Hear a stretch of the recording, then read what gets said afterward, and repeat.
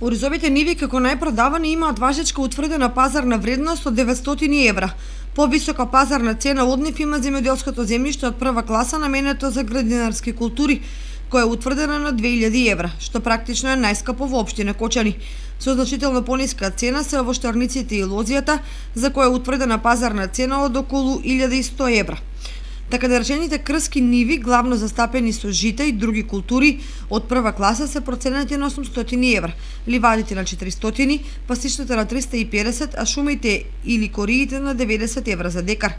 Како се намалуваат класите, така за 10% се намалува цената на површина за соодветна култура. Овие цени, кога се утврдени од страна на стручен колегиум на општина Кочани, базирале на реални состојби на пазарот, но во меѓувреме состојбите значително се променети. Поради зголемената понуда за продажба на земјоделско земјиште, цената на оризните ниви значително е намалена, па правокласното земјиште се продава и за 500 евра по декар.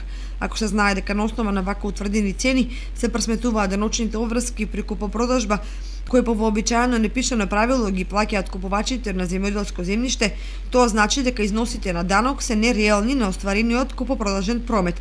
Од друга страна, купопродажбата на земјоделско земјиште покрај магистрални и локални патишта во реалноста има неколку пати поголема цена, бидејќи најчесто се пренаменува во градежно и тука прометот кој се одбива во зацкриена форма на штета на државата, а во корист на купувачите.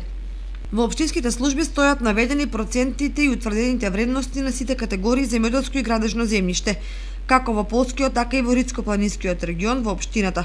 При тоа соодветно класифицирани во Рицко-планинскиот регион најскапо проценети се овоштарниците со 450 евра за декар, лозијата со 420, нивите и шумите по 390, градините по 290 и пасиштата и ливадите по 150 евра за декар, прва класа и така натаму.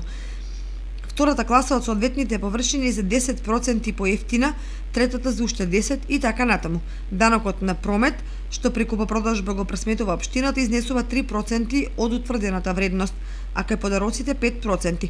Од тука, без оглед за каква цена се договориле продавачот и купувачот и ја вметнале во договорот, основницата за пресметување на данок на промет ќе се пресметува според пазарните цени, односно вредност.